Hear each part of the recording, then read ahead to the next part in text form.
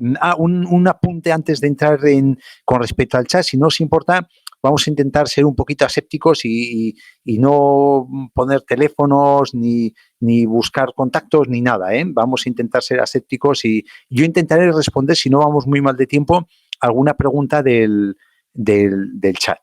En fin, pues coronavirus, un poco lo que comentamos la semana pasada, ¿no? Que un virus no se sabe realmente lo que es. Es un montón de genes tipo ADN o ARN, que es una especificidad de los genes, que está envuelto en una membrana pues, proteica, generalmente, y bueno, va pululando por ahí. Parece que tiene inteligencia, no tiene inteligencia, evidentemente, pero tienen unas afinidades por determinadas células y una forma de funcionar que no se sabe a qué responden ni por qué ocurre esto.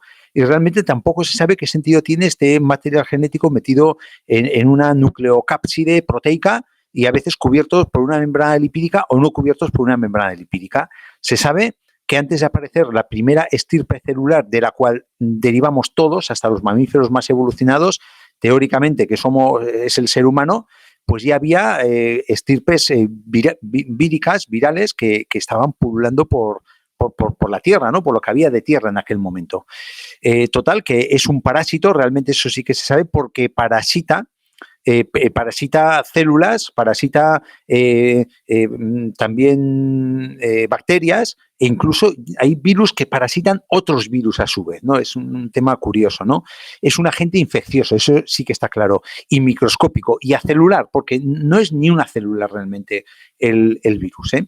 Parasita las células, es más pequeño que las células, y es muy difícil verlo, se puede ver con microscopía electrónica, y es muy complicado determinar y verlo físicamente, ¿no?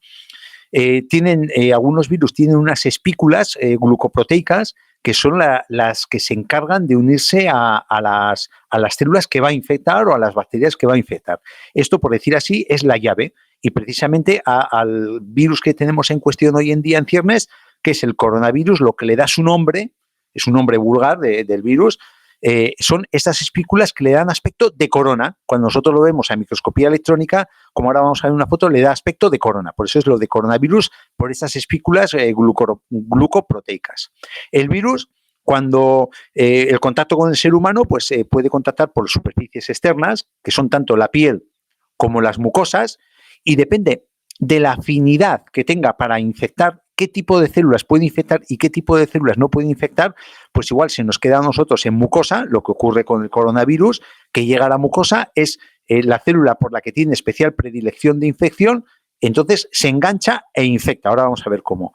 Y si no tiene esa facilidad de infectar mucosa, sino que igual infecta las células hepáticas, pues penetra dentro de nuestro cuerpo, pasa a torrente sanguíneo, llega a las células del hígado e infecta el hígado.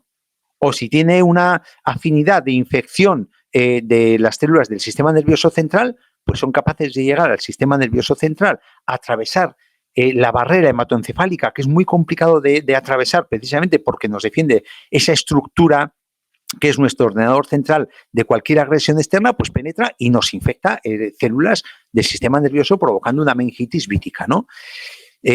¿Qué significa esto? Que no todos los virus tienen posibilidades de infectar cualquier tipo de células. Todo va a depender de la llave, de esa espícula que identifique su clave para poder infectar en la célula determinada.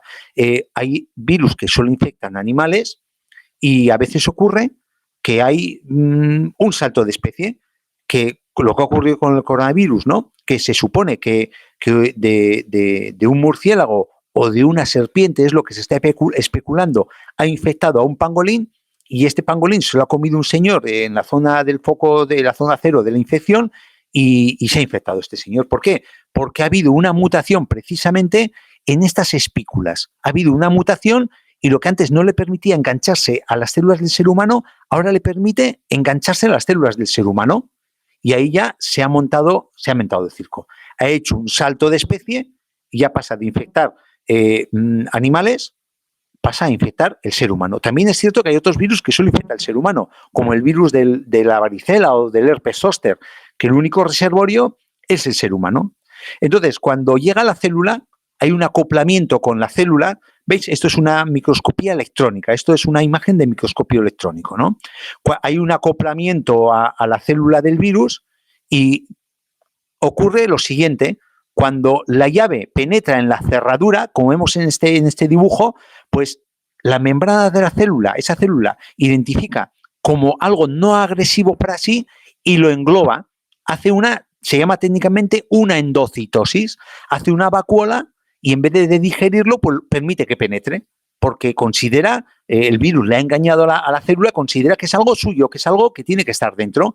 Una vez que la célula lo ha metido dentro, el virus, ¿qué hace? Libera el material genético que tiene, el ADN o el ARN, como es el caso del coronavirus.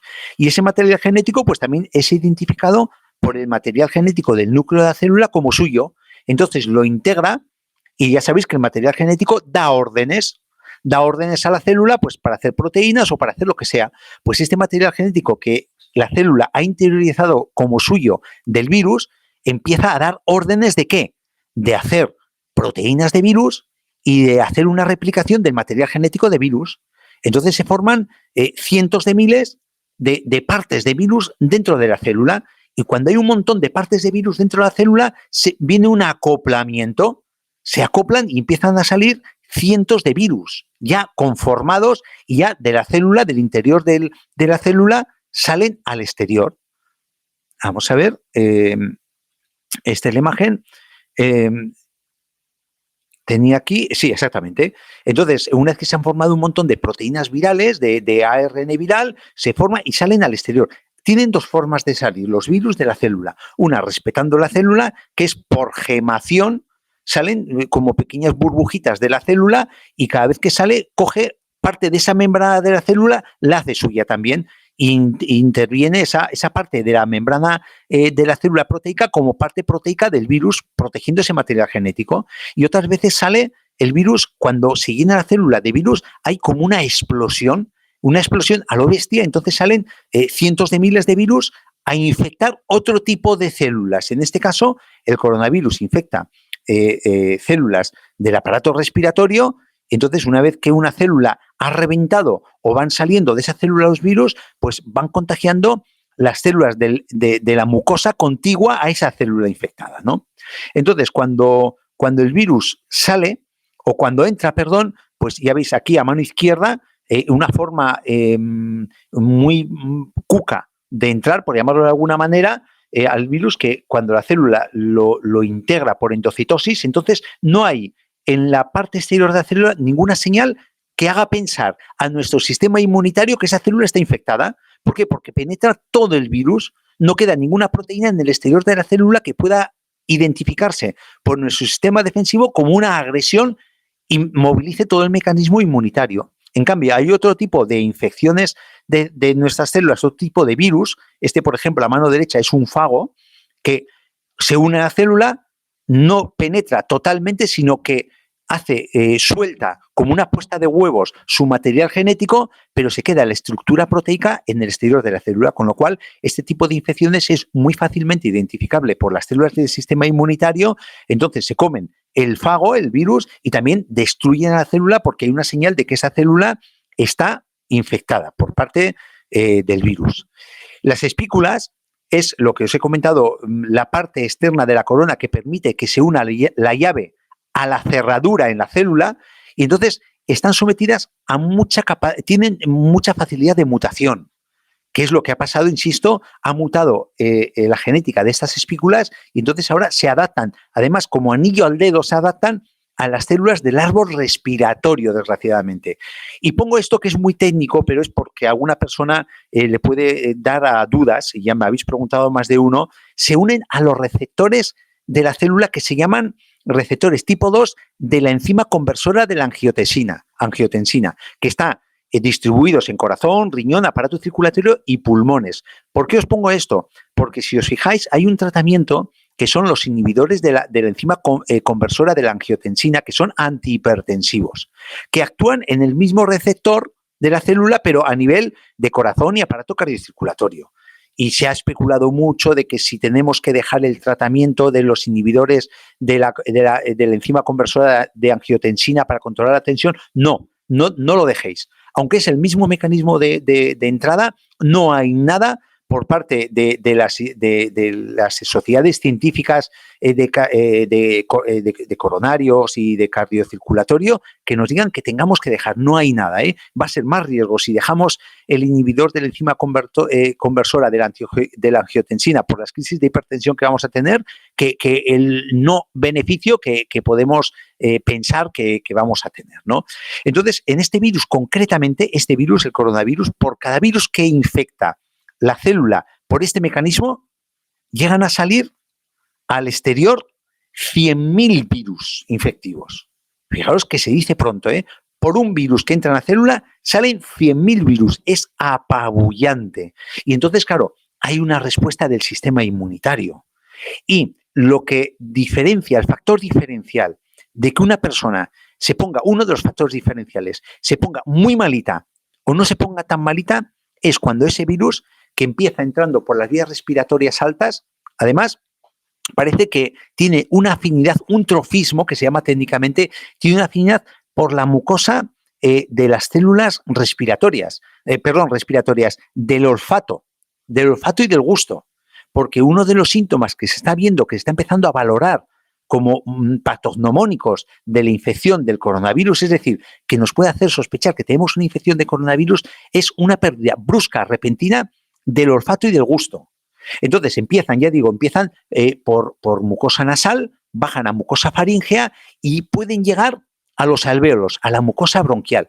Entonces, cuando llega a la mucosa bronquial, empiezan a infectar unas células que tenemos aquí en el alvéolo, que es la parte más pequeña, donde se realiza el intercambio gaseoso con nuestras arteriolas. Fijaros aquí, la imagen es muy gráfica, la voy a describir para los que no entendéis, no sabéis mucho de medicina. Por aquí, en esta, lo que está pintado como azul es una vena que nos trae sangre con monóxido de carbono, una sangre azul, una sangre tóxica, que no tiene oxígeno.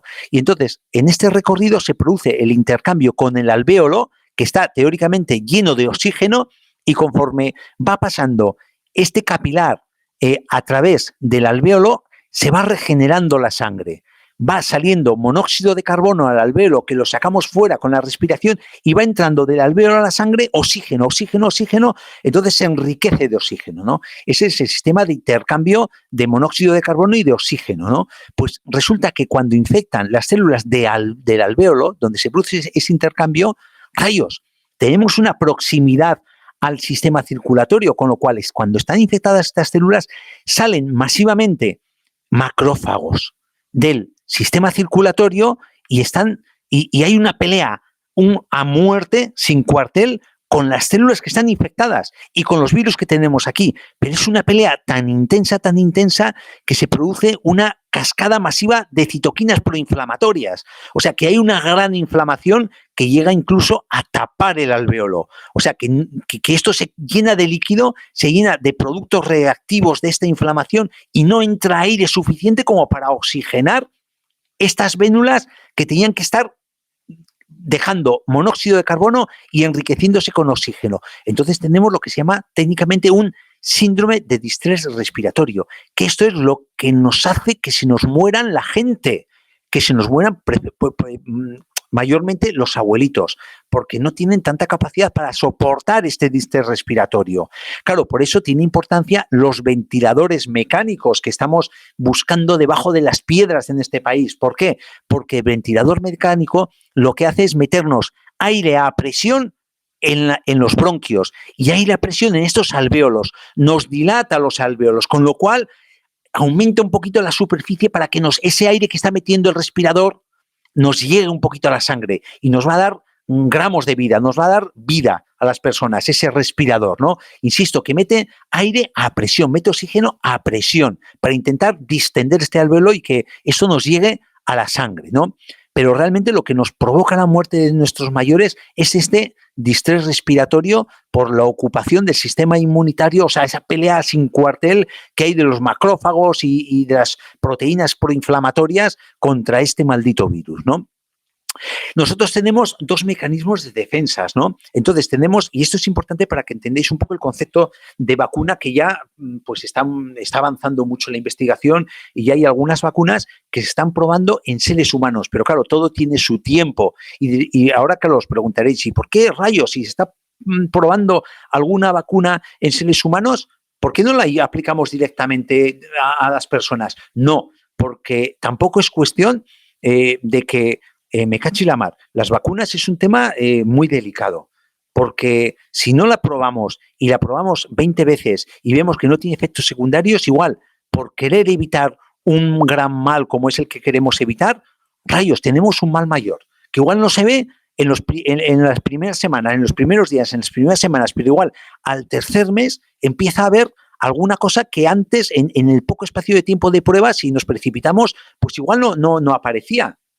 Entonces vamos a generar, si lo ponemos masivamente, sin tener claro que estamos poniendo masivamente a la población y tenemos un problema que aparece a los 2 o 3 meses, pues igual tenemos un bochinche de mayores dimensiones que lo que tenemos ahora entre manos. Por eso hay que tener comprensión y hay que dar tiempo a los virólogos y a los médicos que están investigando, que hay que darles tiempo al tiempo.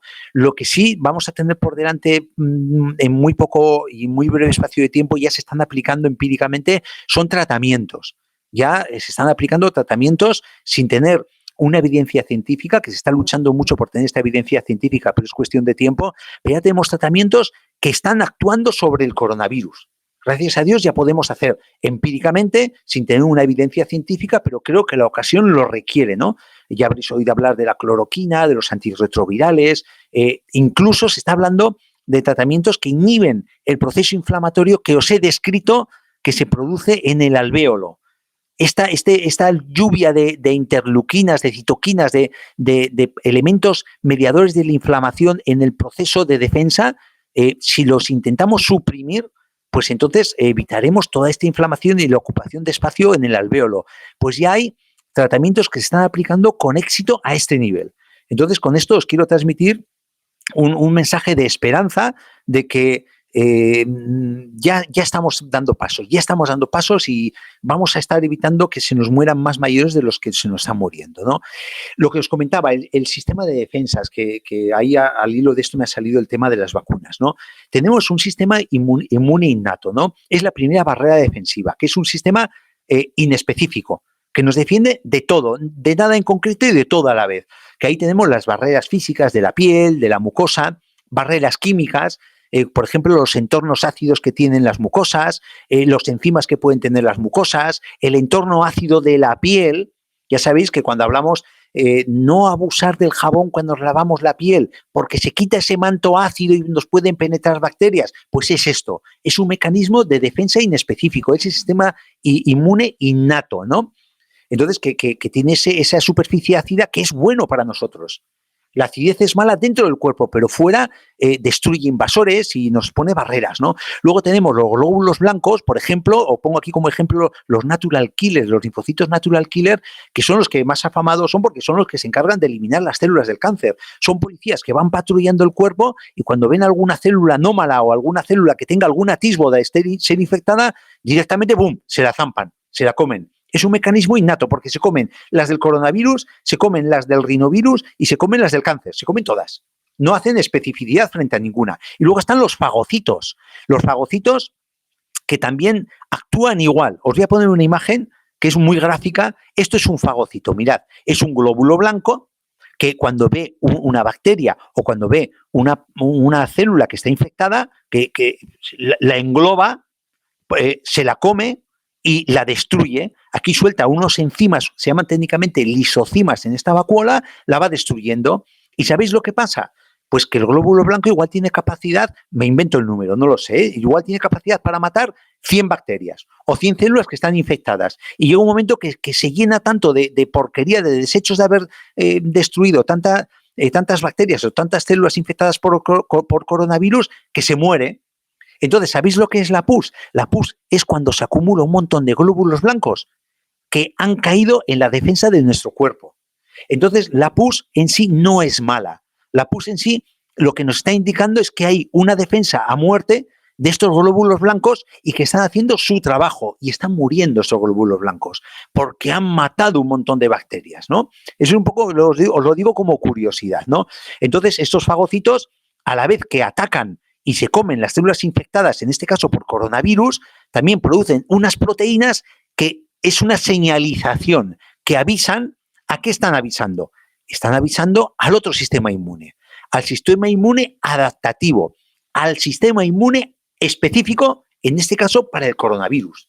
Ya, por ejemplo, lo que os he dicho, el fagocito se come una célula que está infectada por coronavirus y saca en su membrana proteínas de ese coronavirus. ¿Para qué? Para que sean identificadas por el segundo ejército, por el fuerte, el que se hace fuerte frente específicamente al coronavirus, que son determinados linfocitos T, determinados linfocitos B, las células T helper que ayudan y que muestran con más intensidad ese tipo de proteínas del coronavirus, y entonces ya empiezan a desarrollarse anticuerpos específicos frente al coronavirus.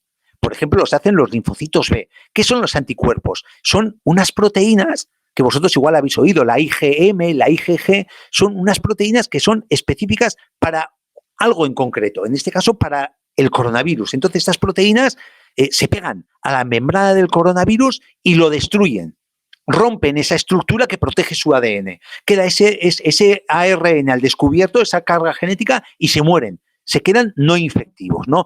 Pero esto ya es un ejército que está preparado para atacar al coronavirus, y una vez que nosotros hayamos eliminado el primer ataque de coronavirus en nuestro cuerpo, una persona infectada, luego estos soldados de la defensa del coronavirus vuelven a sus cuarteles. Si en un futuro tenemos un segundo contacto con el coronavirus, ya veréis que la respuesta es inmediata. Entonces, inmediata, ¿por qué? Porque simplemente es abrir las puertas de los cuarteles y salen estos elementos a matar directamente al coronavirus. Claro, antes no era tan inmediata porque nosotros no estábamos inmunizados frente al coronavirus. Entonces, el primer ataque del coronavirus, que es lo que está pasando hoy en día, nosotros no tenemos inmunización frente al coronavirus porque nunca hemos tenido contacto contra este coronavirus. Así como con la gripe, sí que el que no la ha pasado hace 3 años, la ha pasado hace 5, y el que no está vacunado. Entonces ya tenemos en nuestros cuarteles alguna defensa más o menos específica para la gripe, con lo cual una persona con esas defensas, pues aunque coja la gripe, le dura menos espacio de tiempo. A veces incluso la gripe pasa inadvertida. ¿Por qué? Porque te has puesto la vacuna y tienes un gran ejército preparado para el ataque de virus de la gripe que te va a venir este año. Pero eso no ha habido posibilidad frente al coronavirus. Entonces, claro, el gasto energético inicial es enorme porque tiene que entrar a jugar el papel defensivo, en primer lugar, el sistema inmune innato, y luego aleccionar al sistema inmune adaptativo para que haga una defensa específica frente a este coronavirus. Que eso es lo que haría nosotros la vacuna. Cuando tengamos una vacuna de coronavirus, nos va a exponer proteínas no infectivas del coronavirus al sistema inmune, y entonces haremos un gran ejército frente al coronavirus, con lo cual, cuando una vez que estéis vacunado tengas contacto con el coronavirus, la defensa va a ser inmediata y pasaremos igual el coronavirus sin darnos cuenta, ¿no? Por eso os quería explicar para que entendáis un poco el concepto de vacuna también con respecto al coronavirus, ¿no? Vamos a ver qué más os puedo decir. El coronavirus, un poco la sintomatología. Ya me imagino que esto es de dominio público. Esto lo he sacado de los primeros estudios que se hicieron en China, que por cierto, los chinos hay que quitarse el sombrero, ¿eh? Los chinos hay que quitarse el sombrero. Han pasado de ser un país que copia a Occidente a dar lecciones a Occidente, a darnos sopas con onda a Occidente. De verdad, para mí, me quito el sombrero con los chinos. Han ganado en respeto todo, por mi parte. Entonces, ¿qué síntomas? ¿Qué síntomas en este estudio concretamente nos hablaba del 83% de los pacientes tenían fiebre, el 82% de los pacientes tos y el 31% disnea, ahogo. Dificultad respiratoria significa la disnea. Luego, un 11% dolores musculares, un 8% dolor de cabeza, dolor de garganta un 5%, chorreo de nariz un 4%, dolor en pecho un 2%, más de un síntoma de estos el 90%.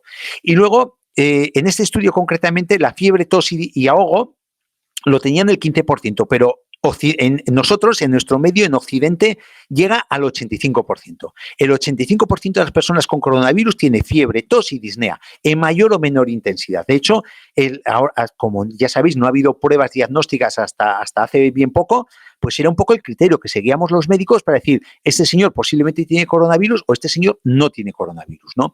Ahora, uno de los síntomas que se está valorando mucho es lo que os he comentado inicialmente, ¿no? La falta de olfato y la falta de gusto. De hecho, sociedades científicas francesas lo han metido como factor diagnóstico dentro de las personas que nos vienen con coronavirus, la falta de olfato y la falta de gusto. Y también otro de los síntomas que se está viendo en Occidente con más intensidad que en Oriente es la diarrea. Este virus, en un porcentaje pequeño, un 10-14% como mucho, pues puede llegar a cursar con diarrea, con síntomas gastrointestinales, ¿no? Una cosa que os quiero aclarar es que en la radiografía, en un 75% de las personas se ve una neumonía en ambos pulmones. El 25% solo en un pulmón, pero el 75% en dos pulmones. Que eso no significa que vaya a dar síntomas esa neumonía, pero sí que es la que ocasiona en mayor medida la tos, sobre todo esa tos seca, esa tos improductiva, esa tos que no puedes arrancar moco, ¿no? Esa es debida a la neumonía. Pero ojo, que el tener neumonía, el que el 75% de las personas que tengan coronavirus vaya a tener una neumonía, no significa que vayan a sufrir una neumonía. Una neumonía se puede pasar también casi asintomática. Hay muchas personas que tienen bronquitis y neumonías que casi no dan la cara, que casi no tienen síntomas y lo vemos porque hemos hecho una radiografía, ¿no? Una forma, de hecho, el TAC, ¿sabes? Es una prueba de imagen con mayor capacidad diagnóstica que las radiografías, es muy sensible para valorar la presencia del coronavirus. Además, el TAC se puede adelantar con un TAC a los síntomas una semana. En China se están viendo que se adelantan el diagnóstico a través de un TAC hasta una semana a la aparición de la tos, de la fiebre y del ahogo, ¿no? Es curioso. De hecho, los chinos han hecho muchos TAC. Es más, para dar el alta a la persona, siempre le hacían un TAC, que ya había una pérdida de las imágenes de neumonía en el pecho, ¿no? Luego, por la analítica, pues hay algunos factores muy específicos como aumento del dímero A, la proteína C reactiva, la velocidad en sangre, pero hay un elemento muy importante que aparece en las analíticas, es que aparece una leucopenia, que es una bajada de las células de las defensas, de los leucocitos, que son los soldados que se encargan de partirse la pana con el virus o con las agresiones, ¿no? Y se ha visto que a mayor bajada de las defensas había más gravedad de los síntomas, eran más aparatosos los síntomas. Entonces aquí hay un factor clave sobre el cual nosotros podemos incidir desde nuestra casa, desde nuestro entorno. De lo poco que podemos hacer va por ahí, ¿no? El tema que se trata un poco también de la charla de hoy es a ver cómo podemos levantar esas defensas, qué podemos hacer para tener esas defensas en condiciones, ¿no? Y luego el diagnóstico, que son las pruebas rápidas que estamos hablando, es el PCR, es una proteína C reactiva que es específica para el virus. Bueno, eso es un poquito más científico, pero ahí lo digo para que sepáis lo que se está haciendo, ¿no? Este coronavirus lo que tiene es un inicio brusco, la sintomatología aparece de golpe, pero lo bueno que tiene es que evoluciona lentamente de forma sintomática. O sea, no aparece hoy de golpe la tos, el ahogo, la fiebre y mañana tienes una neumonía que te tienen que intubar. No. Tenemos un plazo de 2 a 6 días que hay un empeoramiento. No es un empeoramiento brusco. Y esto es bueno, ¿por qué? Porque al facultativo, a la médica o al médico que está delante de este paciente, le da tiempo a tener criterio para decir, mira, podemos meterlo en la UCI o podemos aguantar sin meterlo en la UCI. Precisamente por esta lenta evolución, que aunque sean 6 días para muchos de vosotros parezca rápido, pero para una patología es lenta y nos da mucho margen a los facultativos y a las facultativas para poder tener criterio si precisa UCI o no precisa UCI, ¿no? La evolución leve, lo peor de todo, insisto, es el ahogo, el distrés respiratorio, y lo que empeora este distrés respiratorio, lo que puede facilitar esta lluvia de citoquinas, lo que puede facilitar este atasco, este colapso pulmonar, son las comorbilidades. ¿Qué son comorbilidades? Son enfermedades que pueda tener el paciente. Y una de las que más está viéndose que influye es el tabaquismo. Empeora el pronóstico, es decir, empeora la evolución del coronavirus. O sea que, mirad, el coronavirus, queridas amigos y amigos, ha venido a quedarse. El coronavirus no va a desaparecer. No se va a ir a la luna. sino que ha venido a quedarse. Va a ser una epidemia más, que la vamos a padecer de un 70-80% de las personas. Con lo cual, si no lo padecemos en este pico que ya estamos intentando doblegar esa curva, la padeceremos en el siguiente pico, porque nos va a venir otra oleada. ¿Cuándo? En invierno. Otoño-invierno nos viene otra oleada. Eso es lo que dicen los virólogos y los epidemiólogos. Y eso no hay que asustarse. O sea que, por la cuenta que os traen los que fumáis, mira, el tabaco fuera. Otro argumento más, ya sabéis que yo soy de la Liga Antitabaco a capa y espada, otro argumento más para quitarla de en medio. ¿Para qué? Para que cuando paséis el coronavirus tengáis menos papeletas de entrar con un distrés respiratorio a la UCI, ¿vale? Entonces, hasta ahora los estudios lo que nos están hablando es que no hay transmisión vertical de la madre al feto. De hecho, ayer hubo la primera mamá que dio a luz, que estaba contagiada con coronavirus y el feto ha salido limpio, sin enfermedad, gracias a Dios, y además a través de la lactancia no pasa, con lo cual no se ha detectado en leche materna, con lo cual, mira, una mamá que tenga coronavirus no tiene que privar de esta maravilla que es la lactancia materna, el bueno, bonito, barato para el desarrollo de nuestros bebés, ¿no? Y luego que una vez que se cura el coronavirus, pues hay posibilidad de que se siga transmitiendo durante 2 semanas, con lo cual eso es la justificación que los médicos decimos, oye, mira, ahora has pasado el coronavirus, ya no tienes síntomas, pero estate 2 semanas en casa, estate 2 semanas aislado, porque aún puedes contagiar, ¿no? Y ya sé que todos tenemos muchas ganas de salir, pero bueno, hay que seguir las directrices, ¿no? Os pongo un estudio. Ya cada vez están publicándose más estudios, ¿no? En este caso del Lancet, de 191 pacientes sobre los factores de riesgo, ¿no? Y el factor de riesgo número 1, además del tabaquismo que os he comentado, es la edad. ¿La edad por qué? ¿Por qué concluye este estudio que era la edad? Porque con las personas de edad hay un debilitamiento del sistema inmunitario y además un aumento de la inflamación, de las patologías inflamatorias. Los que habéis asistido a otros webinarios ya sabéis un poco que la mayor parte de las patologías son inflamatorias y muchas vienen por aparato intestinal, pero son inflamatorias, ¿no? ¿Por qué? Porque el estado inflamatorio en un organismo promueve la replicación viral, facilita la replicación viral. Entonces se une la inflamación por una parte y el deterioro del sistema inmunitario, en este caso por edad, por otra parte. Entonces, incluso cuando hay un debilitamiento fuerte, no solo ya es que afecta a las mucosas de la vía respiratoria, sino que puede hacer una sepsis. ¿Qué significa esto? Que ese maldito virus ha penetrado en la circulación y llega al riñón, llega al cerebro, llega al corazón, produciendo daño en esos órganos y entonces ya el pronóstico es catastrófico, ¿no?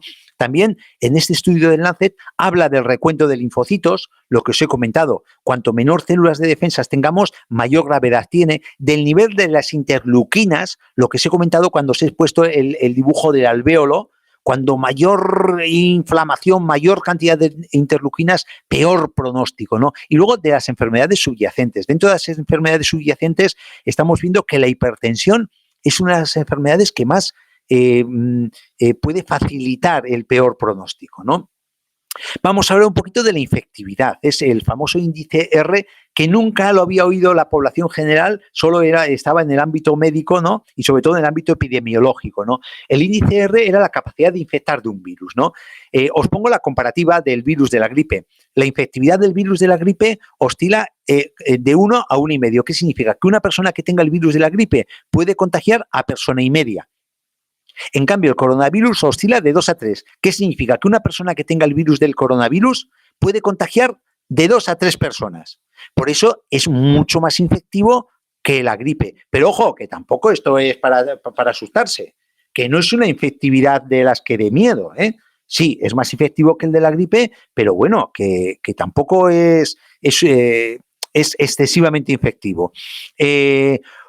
Hablando de mortalidad, otra cosa que quería tocar es que en China la mortalidad va del 2 al 3% aproximadamente.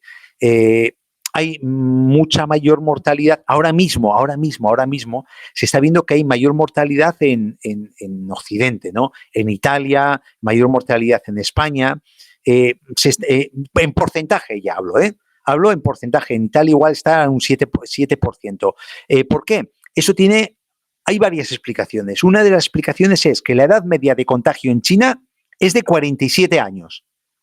¿Qué significa eso? que si un factor de riesgo es una persona anciana mayor, pues claro, en China ha habido menos complicaciones porque ha habido menos personas de edad que han sido contagiadas. En cambio, en Europa la edad media oscila de 60 a 61 y hasta 64 años en determinados países. O como en la Lombardía son 65 años la edad media. Con lo cual es que ya tenemos un gran factor de riesgo de que va a empobrecer el pronóstico de evolución de estas criaturas, que es la edad, ¿no? Eso justifica la mayor mortalidad. Y hay otro elemento, es que parece ser que los epidemiólogos están hablando que al final de la epidemia, mirando retrospectivamente, igual la infectividad, o sea, la mortalidad del virus será menor de 1%. ¿Por qué? ¿Por qué digo esto? Si en un principio estamos hablando que en China es el 3%, que en Italia estamos hablando de un 7% de letalidad, pues por una razón muy sencilla. Porque ahora no se está, por ejemplo en España, eso es de Vox Populi por los medios de comunicación, que no se están haciendo las detecciones que se tienen que hacer. Y hay muchas personas que han pasado coronavirus que no han sido ni tan siquiera conscientes que han pasado coronavirus. O muchas personas, tened en cuenta que estamos en invierno. En invierno no solo hay coronavirus, en invierno hay gripe, en invierno hay problemas de garganta, hay rinovirus, hay novirus, hay otro tipo de virus que provocan infecciones respiratorias del árbol respiratorio alto. Entonces una persona piensa que ha pasado un resfriado común, igual ha pasado un coronavirus. Entonces cuando se empiecen a hacer de forma sistemática a la población las pruebas diagnósticas, veremos que hay muchas más personas que han pasado el coronavirus pero no han fallecido, con lo cual va a bajar la incidencia de letalidad con coronavirus. Pero eso, insisto, a todo lo pasado al final de la infección, ¿no? Os pongo un gráfico, no tengo de Portugal, no he podido acceder, digo para todos los parceiros y parceiras que me estáis escuchando, pero sí tengo de España para que tengáis una referencia. No creo que disten mucho los de Portugal, porque al fin y al cabo genéticamente somos muy semejantes y de hábitos y costumbres somos muy semejantes, ¿no? Con respecto a la letalidad, aquí veis, también quiero quitar hierro al asunto, que no es tan letal, o sea que hay mucha gente que lo va a tampoco quiero banalizar, ojo, que hay mucha gente que lo va a pasar mal. Que una persona que le intuban rayos, es que lo pasan mal. Pero que la letalidad, estamos hablando, mirad, las gráficas, en personas de 0 a 9 años no muere nadie, menores de 10 años. De 10 a 20 años, de cada 100 solo muere media persona. O sea, 0,45%. De 40 a 50 años muere 0,31%. O sea, que no es tanto. De 50 a 60 años, 0,64%. De 60 a 70 años ya empieza a subir un poquito, un 2%. De 70 a 80 años, perdón, la letalidad es de un 5%. Y así, nuestros mayores de 80 años, la letalidad sube a un 18%. ¿Veis que la letalidad es alta, pero se da en personas de riesgo, en personas de edad, en la edad factor de riesgo, personas con tensión, personas con diabetes, personas con patologías crónicas degenerativas, personas con Alzheimer, personas con EPOC, con enfermedad pulmonar obstructiva crónica. Eso es lo que realmente nos va a dar la letalidad. Entonces, aquí os pongo otras cifras nuevas, que el 81% de las personas que haya caído con coronavirus es un cuadro leve, muy leve. Muy leve. ¿Que puede evolucionar a severo? Sí, de un 10 a un 15%. El 14% de los que cojan coronavirus es una enfermedad severa, que unos necesitarán control hospitalario y otros control en casa. Yo he tenido una paciente con infección severa que ha estado controlándose en casa. ¿Puede evolucionar a crítica? Sí, de un 15 a 20%. Y un 5% de las personas que tengan el cuadro del coronavirus es crítica, que necesita UCI. Y entonces la mortalidad de las personas que están en UCI oscila al 50%.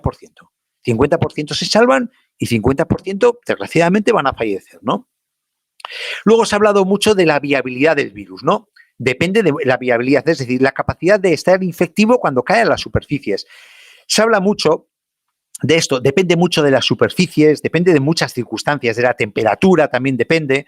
He sacado unos datos de una publicación del New England Journal of Medicine que nos habla que la viabilidad en el aire a forma de aerosol, imaginaros que se diseminase por un aerosol, que no pasa ya de 2 metros, pero en el aire tiene una viabilidad de 3 horas.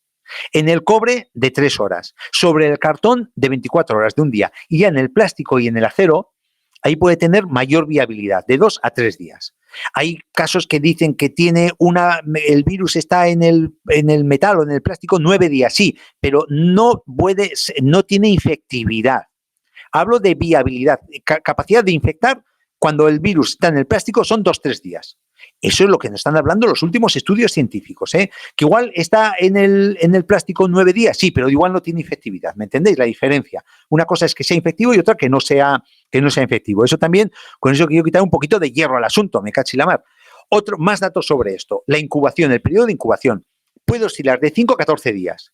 Por término medio son 5,7 días. Término medio. Desde que tú contactas con el coronavirus hasta que caes malito, estamos hablando de 5,7 días. ¿Se puede alargar a 14 días? Sí. Un 0,3% se puede alargar más de 14 días. Pero vamos, está ahí, ¿no? Insisto otra vez, las comorbilidades previas, es decir, las enfermedades que tengan las criaturas que lo padecen, hipertensión, diabetes, tratamiento con inmunosupresores, cánceres y tal, son más factibles de que tengan estas criaturas, de que tengan un problema serio con el coronavirus, que les complique la vida al coronavirus. Los niños no lo padecen, no es que no lo padezcan, perdón, rectifico, sí que lo padecen, pero no lo sufren, pasan totalmente inadvertidos. Tiene que haber un niño con patología de base muy jorobante, como por ejemplo alguna malformación pulmonar o alguna malformación cardiocirculatoria, como ha habido algún bebé que se ha ingresado, para que se le complique la vida, ¿no? Pero lo normal, ya habéis visto que hasta los 10 años la mortalidad es 0,00, entonces lo normal es que no pasen síntomas. Pero por contra sí que contaminan, que son hiperdiseminadores, porque están contagiando sin ser conscientes que tienen tan siquiera la enfermedad. Entonces, hay que andar con cuidado en este sentido, que eso fue lo que le llevó a las autoridades del país y en otros países de igual forma a que lo primero que suspendieron fueron las clases, porque podían estar los niños extendiendo por toda la población, pobres criaturas, por toda la población, pues el virus. Entonces suspenden las clases, los niños en casa, con lo cual hay menos posibilidad de que esos niños sean hiperdiseminadores, ¿no? Normalmente, insisto, en personas jóvenes es un cuadro banal. Es como comentaba el doctor Callejas, que es un médico internista del Clínico de Granada en un vídeo que se ha hecho muy viral, es que, lo decía con esas palabras, es una mierda. Perdonad, pero lo decía con estas palabras. Es que es un catarro el virus. Lo que pasa es que se complica. Pero en sí, una persona joven, una persona que no tenga factores de riesgo y que no tenga posibilidades y que no se le complique, lo va a pasar con menos que una gripe incluso, ¿eh? Insisto, no quiero banalizar, hay que tener cuidado, pero no hay que tener pánico. Con esto quiero transmitir tranquilidad, no quiero transmitir pánico. Quiero que hay que tener cuidado, sí. Que hay que seguir las directrices de las autoridades para que no se nos mueran los mayores, sí. Pero estad tranquilos, por Dios, que no se acaben los papeles higiénicos de las tiendas, ¿vale? ¿Cuánto puede durar el cuadro? De 7 a 10 días. Es lo normal. Desde que tú empiezas con el primera tos y fiebre, 10 días. Ahí está. Y ahí acaba. Siempre que vaya bien, siempre que no necesites hospitalizarte, siempre que no necesites pasar por la UCI. El término medio de días en UCI son 28 días. Hablo un cuadro normal. ¿Cómo sospechamos los médicos sin tener el test o cualquiera de nosotros que tenemos un coronavirus? Primero, por el criterio clínico, es decir, por la sintomatología que os he dicho, fundamentalmente tos, fiebre y la dificultad respiratoria. Por criterio epidemiológico, que ya no tiene mucho sentido, es el criterio epidemiológico, es decir, que tú vienes de una zona de transmisión. Antes, cuando solo estaba en Europa, estaba solo en Italia, las personas que venían de Italia a España, oye, pues criterio epidemiológico, vienes de una zona de transmisión, o por un contacto con un infectado, que eso hoy en día sí que tiene sentido. Por ejemplo, tu pareja está infectada, pues tú puedes tener el coronavirus porque has convivido con tu pareja, ¿no? Y luego por el cuadro radiológico, si aparece en el TAC una neumonía o aparece en radiografía, ya os he dicho, el 75% de las personas, aunque sea asintomática, pueden tener una neumonía, pues es motivo de sospecha de coronavirus, aunque no se haga la prueba, ¿no? Y entonces, ¿qué hacemos? Los médicos, ¿qué recomendamos, no? Cuando el paciente está estable, vamos a ver, tenemos un paciente que tenemos una sospecha clara de coronavirus, aunque hayamos hecho la prueba o no hayamos hecho la prueba, ¿no? Por esos criterios que os he comentado. Entonces, ¿qué decimos? Vete a casa. Si la cosa, el paciente está estable, tiene los síntomas que hemos descrito, vete a casa. Y en casa haz un autoaislamiento, ¿no? Si vives solo, genial. Genial, porque no tienes problema. Pero si tienes familia, lo que tienes que hacer es meterte en una habitación. Evitar contactos con familiares, evitar aglomeraciones con familiares. Tener una habitación, esa habitación en la que tú estás aireada. Usar mascarillas de protección. Cuando vayas al baño, hacer una limpieza del baño con lejía. Y puedes usar espacios comunes, pero no más de 15 minutos y rápidamente desinfectar esos espacios comunes para que tengas algún contacto con la familia, pero muy limitado. Y pasar el confinamiento en una sola habitación, que es una faena, sí, es una gran faena, pero es por el bien de tu familia, es por el bien de la no diseminación del virus, ¿no? ¿Y qué hace el médico? El médico hace un contacto telefónico, un seguimiento telefónico. 1 o 2 veces al día te llama por teléfono. Eso en los pacientes estables, ¿no? En los pacientes que no están estables, al hospital. Se hospitaliza, se monitoriza, se ve qué saturación de oxígeno tiene y como va lento el virus, pues tenemos criterios los médicos para decir, mira, chico, estás o chica, estás de intubar. O te mantenemos en la habitación, no te intubamos y dejamos ese respirador para otra criatura que puede estar peor que tú, ¿no? Y luego cuando hay un contacto estrecho con un portador o con una persona que tenga coronavirus, pues se hace un autoaislamiento de 14 días, tomando la temperatura 2 veces al día, y con un seguimiento telefónico por parte de la doctora o por parte de tu doctor, ¿no? Vamos allá, factores. Ahora que esto puede ser interesante, yo creo que puede ser interesante, ¿no?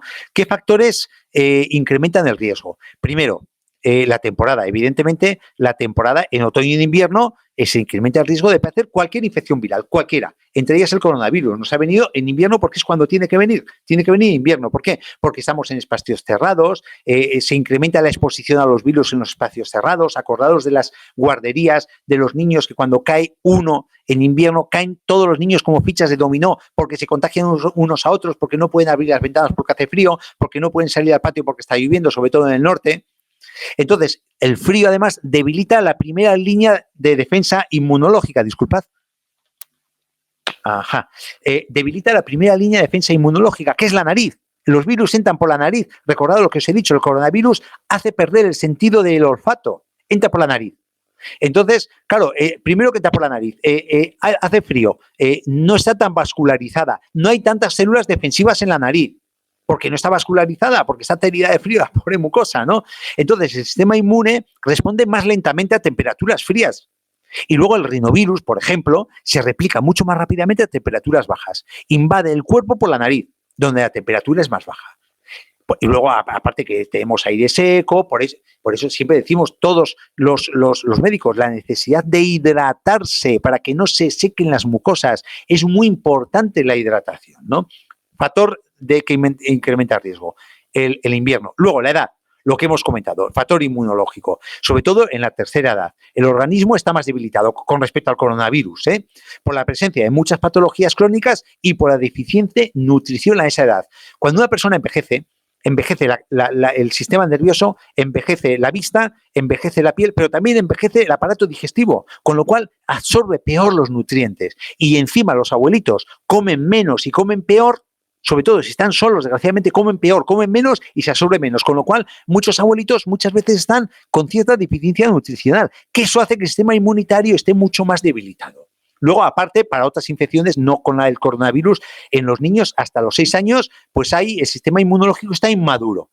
Por eso los niños están catarro tras catarro, resfriado tras resfriado, que no son malos, que son auténticas vacunas frente a determinados virus. Pero claro, que hay que sufrirlos y hay que padecerlos. Y hay que evitar que no bajen a pecho, que se queden en la nariz, en la garganta y punto, ¿no? A los 6 años ya empiezan a tener menos resfriados, menos catarros y tal, ¿no?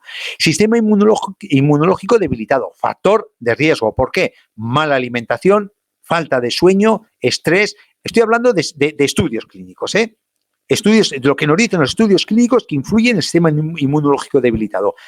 Mala alimentación, falta de sueño, estrés, una alergia alimentaria, el ejercicio físico excesivo. Ya sabéis que los maratonianos, el gran problema, o los deportistas de élite, el gran problema que tienen es la bajada de las defensas y el riesgo de coger cualquier tipo de infección y que le rompa la temporada de entrenamiento. Y luego enfermedades crónicas, que también bajan el sistema inmunitario. Tabaquismo, lo que hemos comentado. Los fumadores son más propensos a padecer resfriados y a que se compliquen esos resfriados en general, no solo por coronavirus. Exposición, evidentemente, se puede transmitir por contacto físico. Nuestro coronavirus se transmite por contacto físico, por manos, por estornudos, lo que siempre hemos comentado, pero también la carga viral. que es por lo que nos están padeciendo muchos facultativos y muchas facultativas y muchos ATS, muchos DUEs y muchas DUEs que están a frente de guerra con el coronavirus. ¿Por qué? Porque no es que tengan mucha exposición de un paciente, sino que son muchas pequeñas exposiciones de muchos pacientes. Entonces, al final hay tal cantidad de carga viral que te destruyen, que te penetran y que te tumban, ¿no? El estilo de vida, factor determinante que predispone a cualquier tipo de infección. El comer mucho azúcar, sobre todo, claro, el azúcar refinada, que estamos abusando del azúcar. Es que tenemos unas cantidades de consumo de azúcar que son desorbitadas. Es un gran veneno, ya no porque descalcifiquen, sino porque desequilibra toda la flora intestinal. Es un auténtico fertilizante de patógenos, levaduras y hongos, y que, ya sabéis, el 80% del sistema inmunitario está en el intestino, en la microbiota. La interacción de microbiota con el sistema inmunitario es capital para que tengamos un buen sistema inmunitario. Y si esa interacción está mal, si tenemos una microbiota destruida, entonces nuestro sistema inmunitario no va a tener la reactividad que tiene que tener. Y eso está más que archidemostrado por estudios. Deficiencia de vitamina D, que no tomemos la vitamina D suficiente en la alimentación o que no tengamos la exposición solar correcta que tenemos que tener. Ni mucho ni poco. El no descansar lo suficiente, el estrés, aumenta la producción de noradrenalina, de adrenalina, de cortisol, que influye negativamente en la respuesta inmunitaria. No hacer el suficiente ejercicio. Tan malo es hacer mucho como no hacer nada. Estamos determinados genéticamente a hacer ejercicio. Somos animales de hacer ejercicio. Tenemos que hacer ejercicio. Incluso en el confinamiento tenemos que hacer ejercicio. Y estresores emocionales, ¿no? Eso también nos complica un sistema inmunitario, ¿no? Recursos que tenemos. ¿Qué podemos hacer nosotros desde el confinamiento para intentar reponer un sistema inmunitario, para tener un sistema inmunitario en condiciones? En primer lugar, la alimentación. O sea, una persona que tenga una buena alimentación, un hábito saludable de alimentación, un hábito saludable mental, de control del estrés, porque estrés tenemos todos, pero control, domar ese estrés, controlarlo, y un hábito deportivo correcto, aunque estemos en confinamiento. Una persona que cumple esas tres reglas básicas, ya de per se estar tendente a tener un buen sistema inmunitario. La alimentación es capital. ¿Cómo podemos reforzar nuestro sistema inmunitario con la alimentación? Vitamina C. La vitamina C reduce la duración de los síntomas de los resfriados y es un gran antioxidante. La vitamina C. ¿Dónde se encuentra? Es la vitamina del sistema inmunitario. Lo mismo que tenemos el mineral del hueso, que es el calcio, y tenemos el mineral del páncreas, que es el zinc, y tenemos la vitamina del sistema inmunitario, que es la vitamina C. Entonces, ¿dónde lo tenemos? Cítricos. El kiwi, los cítricos, pero que sepáis que el pimiento rojo, el pimiento verde y el tomate tienen tanta o más vitamina C que los cítricos, sobre todo el pimiento rojo y el pimiento amarillo. Tiene una cantidad ingente de vitamina C. Las coles de Bruselas, la calabaza, que es una hortaliza de temporada, el brócoli, las bayas silvestres, la papaya, la batata, el cacahuete. Ahí tenemos unas fuentes altísimas de vitamina C. Más recursos que podemos disponer. La vitamina D. Hay estudios que están hablando que bajos niveles de vitamina D elevan el riesgo de contraer resfriados, no solo coronavirus, todo tipo de resfriados. ¿Por qué? Porque la vitamina D estimula el sistema inmune. Tiene una actividad antimicrobiana frente a bacterias, virus y hongos. ¿Por qué? Porque aumentan los péptidos antimicrobianos en los pulmones. De 200 a 300 péptidos diferentes aumentan en la mucosa de las vías respiratorias cuando tenemos un nivel correcto de vitamina D. El invierno disminuye la vitamina D. ¿Por qué? Porque hay una disminución de la exposición solar. Entonces, eso va de la mano con un aumento de infecciones, aparte de la bajada de temperatura. El valor normal es de 60 a 80 nanogramos, lo tenemos por los suelos. Menos de 30 tenemos muchísima parte de la población. Entonces, esto quiero concienciaros que es muy fácil reponer la vitamina D. Aparte de seguir las directrices de la doctora, del doctor, cuando te da un suplemento, que es importante, tenemos que tener una exposición solar. Ahora es un buen momento para asomarnos a la ventana, asomarnos al balcón o a la azotea de la casa en el confinamiento, que nos dé 40 minutos, porque ahora no incide fuerte el sol, en la piel, en la cara, en los brazos, en el torso, si podemos ponernos el torso y los hombros. Es un momento especial ahora para exponernos y tomar alimentos pues que tengan vitamina D, como puede ser la leche bioecológica, si es posible, el salmón silvestre de Alaska, los huevos orgánicos, las carnes las carnes bio, de pollo, sobre todo más de res, de vaca, es una fuente importante de vitamina D. También, ¿qué tenemos? Tenemos a nuestro alcance la posibilidad de tomar vitamina A, de tener un nivel correcto de vitamina A, porque lo mismo os digo que la vitamina D. Estudios acreditan que aumenta el sistema inmunitario, disminuye el riesgo de infecciones, bueno, aparte que ayuda a cicatrización de heridas, ¿no? Fuentes de vitamina A, pues tenemos zanahorias, calabaza, batatas, verduras de hoja verde, melón, bueno, no es de temporada, pero melón también aporta vitamina A. Importante que eso lo tengamos en cuenta. Tomar alimentos que sean ricos en vitamina A, que sean ricos en vitamina C, que sean ricos en vitamina D. Que eso se resume muchas veces con una dieta mediterránea, ¿eh? Ojo, si llevamos una dieta mediterránea, lo que estoy diciendo sobraría, pero desgraciadamente muchas veces no la llevamos. El zinc, otro elemento fundamental. El zinc, hay estudios que reducen la duración de un proceso infeccioso. No sé si de coronavirus, aún no hay estudios con respecto al zinc y coronavirus, pero lo sabrá. Pero un proceso infeccioso disminuye la duración hasta en un 33% y además disminuye la severidad de los resfriados si se toma desde el primer momento que tenemos el resfriado. Tened cuenta que el zinc no se puede almacenar en el organismo y su nivel depende del suministro diario, de lo que comamos o no comamos. Está presente en más de 3.000 proteínas, en más de 200 enzimas. Es un mineral que participa en infinidad de reacciones enzimáticas que son básicas para tener una salud correcta. Ayuda a la producción de glóbulos rojos, estimula la activación de los glóbulos rojos, ayuda a liberar los anticuerpos, las inmunoglobulinas, influye en los neutrófilos, acordaros, la primera línea de defensa, influye en la segunda línea también de defensa con la producción de citoquinas, de fagocitos, en los natural killers. Fuentes de zinc, tenemos la carne de vaca biológica preferentemente, quien pueda, el pollo biológico, espinacas, frutos secos, las semillas de calabaza es una fuente muy importante de zinc a tener en cuenta, ¿no?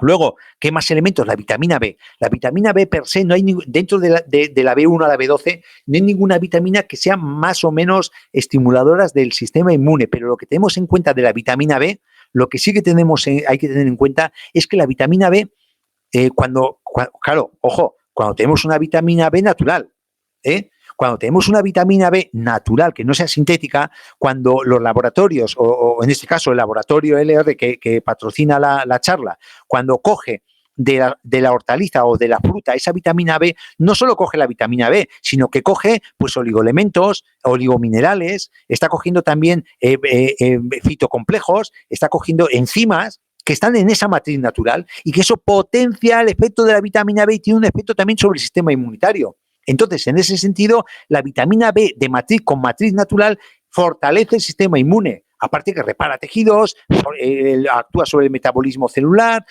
etcétera, etcétera. Fuentes, la levadura de cerveza es una de las mayores fuentes en la alimentación de vitamina B. Aunque sea un poco amarga, no importa, pero beneficia también al hígado porque es un poco amarga, precisamente. Hojas, verdura de hoja verde oscura. Pescados de agua fría como el arenque, caballa, sardinas, el pollo bio, yogur, queso, leche orgánica. Me comenta el laboratorio que precisamente antes de que se agote el Vitactiv, ya sabéis todos que lleva vitamina D, que está en promoción solo hoy, porque está ya a punto de hacer crack, de romper estocajes, ¿no? Probióticos, lo mismo, lo que os he comentado antes, la flora intestinal es determinante del estado del sistema inmunitario, variada y sana. ¿Por qué esta no está malo? Porque depende de lo que comamos y depende de que no comamos porquerías, que no comamos alimentos industriales, que no comamos un exceso de azúcares, que no tomemos cosas que no tengamos que tomar, que hagamos una dieta mediterránea en condiciones y en esa dieta mediterránea que metamos fermentados como el kéfir, como los encurtidos. ¿Qué son los encurtidos? Pepinillos en vinagre, cebolletas en vinagre, las olivas, el yogur, el chucrut alemán, y luego ya hay otros elementos orientales como el miso, el tempeh, el natto, el kimchi, que también son ricos en probióticos, ¿no? Y también dentro de los probióticos la importancia de los prebióticos, es decir, la fibra, porque los prebióticos es el alimento de los probióticos. Los probióticos es la microflora, pero tiene que comer de algo y tiene que comer de lo que nosotros le metemos. Y un aporte básico para esos probióticos es la fibra de la alimentación, una fibra correcta, o el Fiber Boost también. Es una fibra de algarroba que es fundamental para el desarrollo de los probióticos. En fin, lo mismo que os comento de los probióticos, que me comenta el laboratorio, que ahora tenéis oportunidad, que está en promoción. Betaglucanos. Rayos, ¿dónde tenemos betaglucanos? En el Reishi. Los que, como me conocéis desde hace mucho tiempo, sabéis que tengo el Reishi en la boca para todo. Si el Reishi es uno de los mejores elementos estimuladores del sistema inmunitario. No solo está en el Reishi, o sea, los betaglucanos no solo están en el Reishi, tenemos betaglucanos en el maitake, tenemos en el shiitake, en menor medida en las setas occidentales, como puede ser el champiñón, sin ir más lejos, o las que se venden en los supermercados, pero los que tienen mucha riqueza de betaglucanos, para mí, de los elementos con mayor riqueza es el reishi, ¿no? Que actúa ya no solo estimulando el sistema inmunitario, sino estimulando el crecimiento celular, protegiendo de los estresores ambientales, porque es una planta adaptógena, hace que somatices menos, haces que sientas menos el estrés que se está rodeando en el momento del confinamiento. Por ejemplo, si tú estás confinado y notas una sensación de estrés de 10/10, cuando tú tomas el reishi, empiezas al cabo de varios días a notar una sensación de estrés de 5/10 y eso repercute en que te haces más pasota y tienes menor efecto negativo de todo ese estrés en sistema inmunitario, en palpitaciones, en taquicardias, en disturbios mentales, etcétera, etcétera, etcétera. Ayuda en la desintoxicación hepática, apoya también en la microbiota, en definitiva, promueve una salud óptima, ¿no? El reishi. ¿Qué más? Mira, os saco un ejemplo, un estudio del 2013 de que con los investigadores utilizaron 900 miligramos de betaglucanos, en este caso de la levadura de cerveza, tomada durante 16 semanas. Y los resultados, entre otros muchos resultados, redujo un 25% los resfriados, la incidencia de resfriados, y disminuyó los síntomas de resfriado en un 15%. Hombre, no sé si esto se puede dar con un coronavirus, porque no hay experiencia, pero con otros virus sí que hay experiencia. Entonces, que no tenemos nada que perder. No tenemos nada que perder. Igual ganamos que hacemos otra barrera frente al coronavirus y aun cuando lo tengamos, pues evitamos que baje para los pulmones y hacemos más fuerte nuestro sistema inmunitario y lo mantiene más a raya, ¿no? No lo sé, estoy haciendo conjeturas, porque, insisto, no hay evidencia científica del RISI contra el coronavirus, sí contra otro tipo de virus y contra bacterias, ¿no? Más cositas. El elemento del control de estrés. Eso es clave, y más ahora en los momentos de confinamiento. Y sobre todo, lo que estamos viendo en el confinamiento es que el estrés crónico al que estamos sometidos por la incertidumbre de salud, por la incertidumbre económica para muchas personas que están viendo la ruina encima, desgraciadamente, que luego es otra cosa cuando salgamos a ver cómo salimos, ¿no? Pues, rayos, lo que se está viendo es que hay muchas personas que tienen serios problemas para dormir, que están pasando insomnio, horas de insomnio. Y además, aparte que hay estudios que aumentan los síntomas de resfriado, lo que os pone aquí. El estrés aumenta los síntomas de resfriado. Hay una experiencia con respecto al insomnio, hay un estudio que os pongo aquí, por eso saco a colación el tema del insomnio, que no dormir las horas adecuadas aumenta el deterioro del sistema inmune. Por ejemplo, perder 1 hora de sueño por la noche. ¿Qué nos habla de este estudio al que yo he tenido acceso? Que aumenta la expresión de genes relacionados con la inflamación, la excitabilidad inmunológica, la diabetes, el cáncer y el estrés. Claro, la cosa está clara, ¿no? Hay un vínculo molecular directo en el ritmo circadiano, que es el reloj biológico que tenemos, y el sistema inmunitario. El reloj circadiano controla un gen del sistema inmune que ayuda a detectar y a prevenir las infecciones. Si es que, ¿qué significa eso? Que a mayor ritmo de sueño que tengamos regular, a mayor regularidad con el sueño y con el descanso del sueño, nuestro sistema inmune va a estar en condiciones, determinado genéticamente, si es que no digo baladí.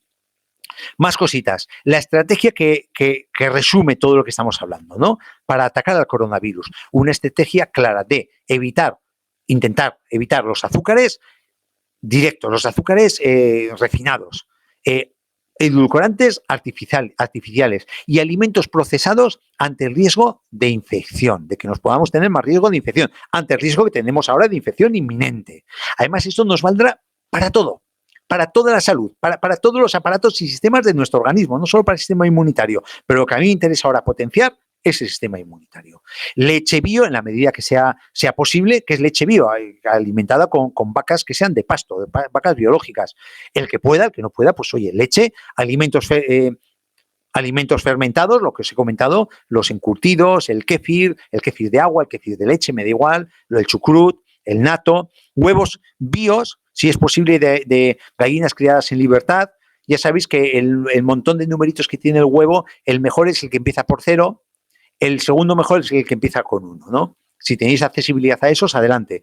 Carne de animales biológicos, grasas omega 3, fundamental, que eso está en manos de todos, el consumo de grasa omega 3, vegetales orgánicos de temporada y de proximidad, porque van a estar más ricos en nutrientes. No es lo mismo cortar una fruta verde y traerla de 1000 kilómetros aquí a tu mesa que cortarla de al lado de tu casa y que llega en 2 horas a la mesa. Entonces se corta madura. No es lo mismo que un alimento madure en el camino porque está cortado verde, que no tiene principios nutricionales o tiene muchos menos, a que madure en el árbol y lo cortemos y no lo comamos en 4 horas, ¿no? Entonces, naranjas, mandarinas, kiwis, dátiles, chirimoyas, batatas, puerros, nabos, coles, achicoria, lo que hemos comentado antes, ¿no? Ajo, cebolla, puerros, tiene radicales azufrados que actúan directamente sobre el sistema inmunitario, muy importante. Cebollas, ajos y puerros en puré, cocidos, como queráis, me da igual. Cúrcuma, orégano, clavo, canela.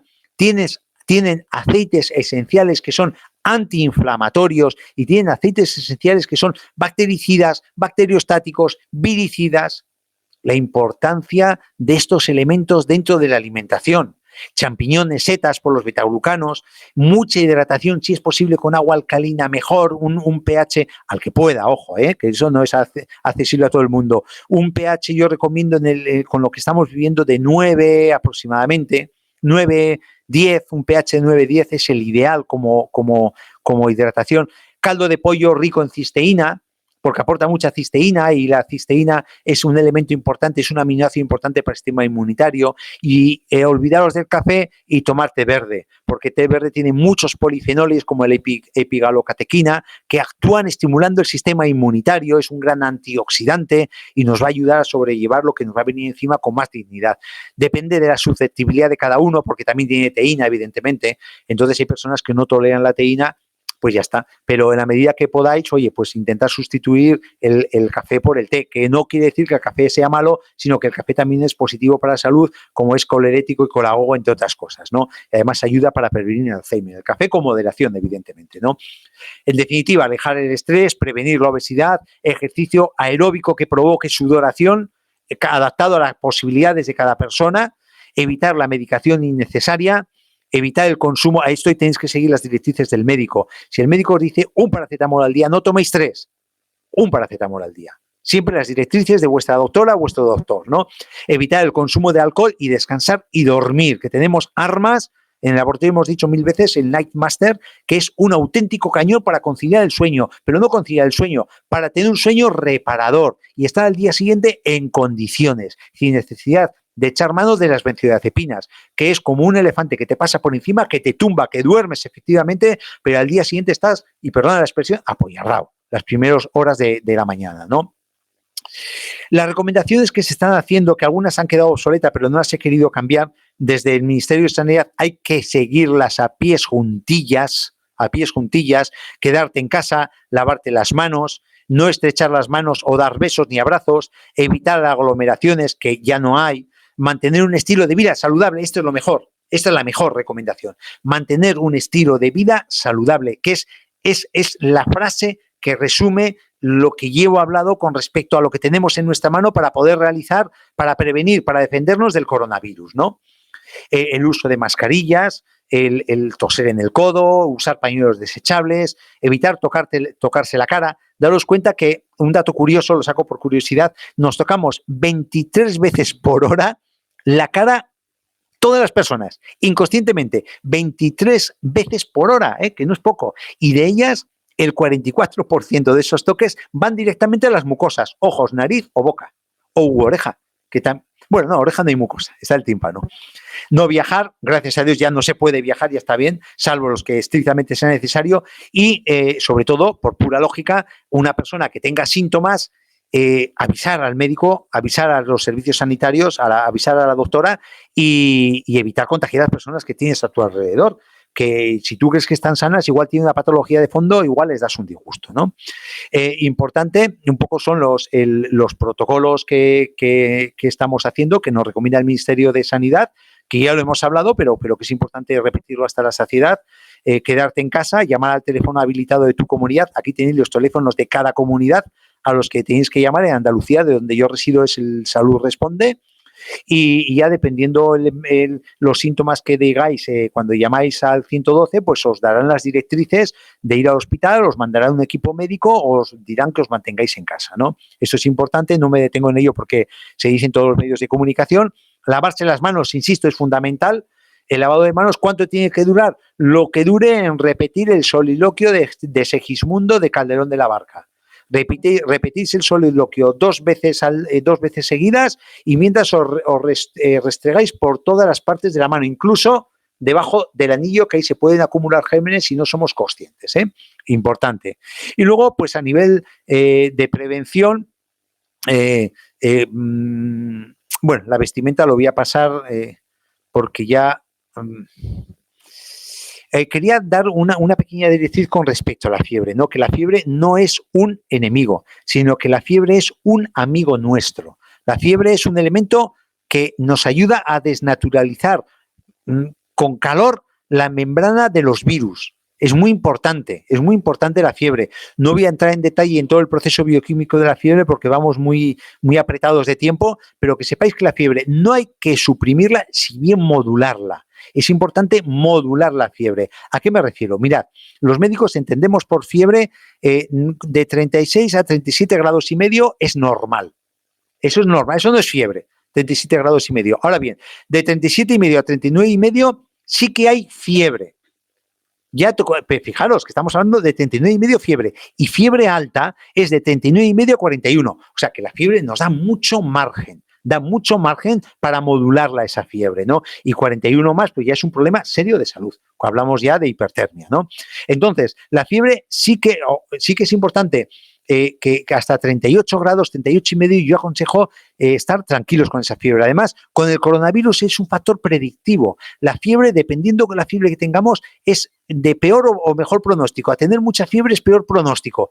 Una fiebre contenida y mantenida, baja y crónica, pero lenta o no muy alta, es un buen pronóstico de la evolución del coronavirus.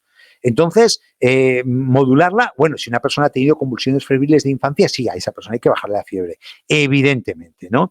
Pero que es un amigo nuestro, la fiebre, que no hay que machacarla, no tomar azúcares, el ejercicio podemos hacerlo en casa. Muy importante en casa el ejercicio. ¿Por qué? Porque el estar confinados no nos exime de hacer ejercicio. Aunque sea dar vueltas a una silla, hacer flexiones, agacharse, adaptado a las posibilidades de cada persona. Incluso las personas mayores, tenéis muchos tutoriales en internet que os explican cómo hacer ejercicio en personas mayores. Andar por el pasillo, aunque sea un pasillo de 4 metros, me da igual. Hace poco han salido en medios de comunicación un señor que ha hecho una maratón en su casa, y no tenía ni terraza, ni tenía una huerta, ni un jardín. Todo es cuestión de voluntad. El estilo de vida, insisto, estilo de vida importantísimo, ¿no? Y ahora, entrando en el tratamiento, ¿qué nos ofrece el LR Health & Beauty? Que es quien patrocina el webinario. ¿Qué nos ofrece para tratamiento? Yo enfoco, cuando hablamos de tratamiento, dos fases: el tratamiento preventivo y el tratamiento sintomático. Es decir, antes de que tú cojas el bicho, ¿qué puedo hacer para intentar no cogerlo? O para que cuando lo coja, que lo vamos a coger todos, o cuando lo coja, que lo pase lo más asintomáticamente posible. Y en segundo lugar, mira, tengo el bicho, tengo el coronavirus, ¿qué rayos hago para intentar que no me llegue a pulmón? ¿Y qué rayos hago para pasarlo lo mejor posible, con la menor cantidad de síntomas posible? ¿Y cómo puedo ayudar a mis vías respiratorias a pasarlo bien? ¿No? Eso es la clave para mí, aparte de lo que hemos hablado de los hábitos saludables, que es fundamental. La otra gran clave de la ponencia, de la charla, es esta. Tratamiento preventivo, ahí tenemos. Aquí, mira, me comenta el laboratorio que que el laboratorio ha roto estocajes con respecto al calostro. Temporalmente está roto estocaje. Ha roto estocajes. El calostro, ¿qué es el calostro? Es la primera alimentación que dan las mamás, ya bien sean humanas o animales, a sus bebés. Es lo que permite al bebé los 3 primeros días adaptarse al medio entorno al cual ha venido, que estaba tan a gustito en el útero, flotando en agua y disfrutando de la vida, y rompe la mamá aguas, lo saca fuera y se enfrenta pues a una guerra. Se enfrenta a una guerra, realmente el bebé se enfrenta a una guerra. Entonces no tiene protección porque sale sin protección. ¿Qué es lo que le da las primeras fases de protección a ese bebé? El calostro. Fijaros la importancia que tiene el calostro, ¿no? Pues el calostro que tiene el LR es un calostro que se saca del sobrante, del excedente de vacas suizas, austríacas y alemanas de los 3 primeros días de vida. Eso sí, bueno, ya hablamos en su momento, ya hemos hablado muchas veces de las condiciones en las cuales el LR utiliza el calostro. ¿Cómo aconsejo el calostro a nivel de prevención? 3 comprimidos al día. En perlas, 3 comprimidos al día. El aloe vera Inmune Plus, ya sabéis que lleva el jengibre, que lleva el selenio, que lleva el zinc, que lleva vitamina C, que lleva miel, que lleva aloe vera en un 85% y lleva extracto de limón con los aceites esenciales que protegen al árbol respiratorio. Tomar 90 mililitros al día, por las mañanas, con un buen zumo natural, si es posible, con frutas de temporada o un smoothie con verduras y fruta de temporada, 90 mililitros por la mañana. Pro 12, que es una de las mejores formulaciones que hay en el mercado de prebióticos y de probióticos, 12 cepas de probióticos con un microencapsulado que permite el paso de la barrera del estómago con dignidad, un comprimido al día. Ir preparando la microbiota, ir preparando la flora intestinal junto con una alimentación equilibrada. Cistus incanus es una planta mediterránea, no muy conocida, pero muy potente en su acción de Cistus incanus. Hay estudios que nos están hablando que inhiben la adhesión del virus de la gripe a la mucosa. No hay nada del coronavirus, ojo, de la gripe inhibe la adhesión del virus a la mucosa. ¿Que se puede extrapolar al coronavirus? Ni idea, porque no tenemos ni idea, son conjeturas. Pero lo que yo siempre digo, ante la duda, oye, pues yo me lo tomo. Yo os dije en el anterior webinario y esta semana he hecho lo mismo. Antes de salir de casa, y Chuso me ha pillado en la mitad, he hecho actividad deportiva, he estado haciendo deporte, y luego me he tomado un tiesto de Cistus incanus. En un principio, en comprimidos, porque lleva zinc, 3 comprimidos al día. Reishi, no hablo más del Reishi, un comprimido al día, para prevenir, para empezar a estimular nuestro sistema inmunitario. Y luego, el lavado de manos. Como no hay geles de alcohol, y además se está viendo, que sepáis que se está viendo que el jabón parece ser más efectivo que el alcohol, porque como he dicho al principio, este maldito virus tiene una capa lipídica sobre la capa proteica que protege su material genético, y el jabón disuelve esa capa lipídica. Entonces estropea las espículas y estropea la capa lipídica, con lo cual es que un buen lavado con jabón, con un gel de aloe vera, encima el aloe vera que es antimicrobiano, pues es tan bueno o más que los geles de aloe. En el laboratorio teníamos, porque está totalmente agotado, esto se agotó lo primero, un gel en base a microplata. Ya sabéis, la plata es bactericida, viricida y bacteriostática. Es uno de los más potentes elementos germicidas que hay que tenemos a nuestra disposición. De hecho, hay hospitales que los pomos de las puertas, están pintándolos de plata, están dando un baño de capa. ¿Por qué? Porque en los pomos es donde se transmiten la mayor parte de las bacterias resistentes en los hospitales. Una persona con una infección de una bacteria o un virus resistente a todo, en el hospital coge el pomo y deja ahí impregnado. Y luego otra persona que está sana coge el pomo y ya se ha contagiado. Ya se toca la nariz, se toca la boca, ya se ha contagiado. Entonces, y ahí tenemos la posibilidad del spray de emergencia también como uso, porque lleva plantas que son bacteriostáticas, bactericidas y viricidas en su composición, importante. O la posibilidad, rayos, de hacer un gel hidroalcohólico con alcohol de 70 grados, el 75%, aloe vera en un 25%. E incluso a eso le podemos echar 10 gotitas del árbol del té, 10 gotitas de aceite esencial de Ravinstara o 10 gotitas de aceite esencial de Niaulí. Si lo encontráis en farmacia, porque está agotado. Ahí tenéis un gel casero, pero que funciona que se las pela. Un gel hidroalcohólico, ¿no? Total, esto para prevenir. ¿Y cómo hacemos cuando una persona está infectada? El tratamiento. Cuando está en fase aguda. Aparte del paracetamol, que le va a recomendar el doctor antes de mandarlo a casa, porque es que no hay nada más. No hay nada más para las infecciones víricas. No hay nada más. Entonces, a no ser que estéis en el hospital y se estén aplicando los tratamientos experimentales, que sí. Pero eso, para las personas que os manden a pasar el coronavirus porque no estáis graves en casa o que estéis en cuarentena, pues mira, calostro, pero en este caso no en cápsula, sino en jarabe, que este aún dispone el laboratorio. El tomar el calostro en jarabe, 8 mililitros cada 12 horas, a doble dosis de lo que se suele recomendar habitualmente, ¿eh? 8 mililitros cada 12 horas. El Cistus incanus, tomarlo, pero en infusión, ya no en cápsulas, pero en infusión haciendo gárgaras. Y cuando vayamos a hacer la gárgara, le vamos a añadir a cada vaso para hacer gargarismo 30 mililitros de Immune Plus, de la aloe vera bebible Immune Plus, y hacer gargarismos e ingerir.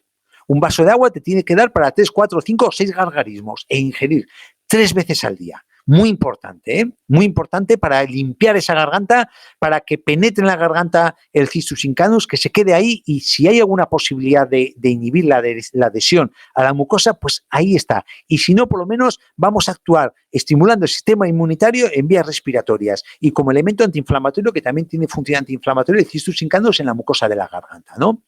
También que es importante el Mindmaster verde. ¿Por qué? Porque en estos procesos de confinamiento, y más cuando encima estás con el coronavirus, que tienes síntomas de cansancio, que estás como si te hubiese pasado un tractor por encima, el Mindmaster verde te vale poner las pilas. Ya sabéis que es un estimulador físico y psíquico. Entonces te va a ayudar. La persona que lo tolere, que no tolere el verde, que tome el rojo. Que tiene el verde, ya sabéis que tiene un poquito de teína, porque tiene principios activos del té verde, por eso se llama verde, entonces te va a levantar, te va a pegar un cañonazo para arriba por la mañana cuando tomes tus 80 mililitros, ¿no? Pues la persona que no lo tolere, oye, que tome el Mindmaster verde, que también tiene elementos antioxidantes importantes y le va a levantar por la coenzima Q10, por la carnitina, por el complejo de vitamina B. Importante la termoloción, ponerse la termoloción en la garganta, en el pecho y en el bigote, 3 veces al día. O siempre que se quiera, hasta 6 veces al día, ¿eh? Eso es importante, porque tiene efecto balsámico, es expectorante, te va a ayudar a abrir las vías respiratorias, a no ser que tengas una intolerancia a los olores fuertes o los aceites esenciales, ¿no? Evidentemente. El Reishi, levanto aquí la posología a 3 veces al día. No me quedo con una vez al día, levanto a 3 veces al día. Y fijaros que cuando miréis el bote del Reishi, recomienda 1.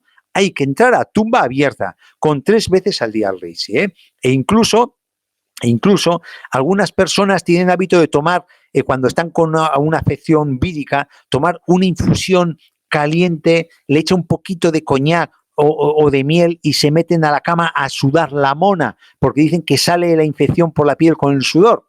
Hablo a nivel popular, no es así, pero bueno, pero si os vale, pues hacer una infusión con el té Figoactiv, el Cha Figoactiv, echarle miel, qué mejor miel que la aloe vera miel o la aloe vera Cistus incanus con miel. Y hombre, lo del coñac, evidentemente al que tenga hábito, pero no es una prescripción médica, evidentemente, lo pongo como curiosidad, que se hace mucho a nivel popular. Este té caliente te va a dar mucho calor, vas a empezar a sudar y eso te va a ayudar al proceso de fiebre que tiende como amigo y defensor del cuerpo a inactivar los gérmenes en las vías respiratorias. En fin, pues esto es todo que, perdonad que me he extendido mucho, pero yo creo que la ocasión lo merecía. Ahí tenéis, si alguna persona, yo como centro médico estoy abierto bajo cita previa, para, entre otras cosas, descongestionar la seguridad social. De hecho, esta semana ha sido fastidiosa porque trabajo por la mañana y trabajo por la tarde. Trabajo más que si no estuviese confinado, ¿no? Porque hay muchas personas que me piden cita por no ir al hospital, que les da miedo para banalidades y tal. En fin, que muchas gracias por estar ahí. Que sepáis que el próximo webinario es el próximo martes 31, que vamos a hablar de alergias, porque ya tenemos encima las alergias encima, pero que puede ser puede variar. Como las cosas varían de un día para otro, pues igual, rayos, igual cambia la cosa, ¿no? Igual tenemos que hablar de algo relacionado con el tema, aunque no quiero ser cansino con el coronavirus, pero bueno, que no puedo responder preguntas porque sé que estáis cansados, que os estáis yendo ya del chat, que si puedo recoger alguna pregunta de las que me habéis hecho, lo comento en el próximo webinario. Insisto, el miércoles 31 hablaremos de alergia. Que muchas gracias por estar ahí, que sigáis las instrucciones de confinamiento por el bien de nuestros mayores, no por otra cosa, y por descargar la sanidad pública y que os cuidéis, que eso depende de nosotros. Un beso y un abrazo. Hasta luego.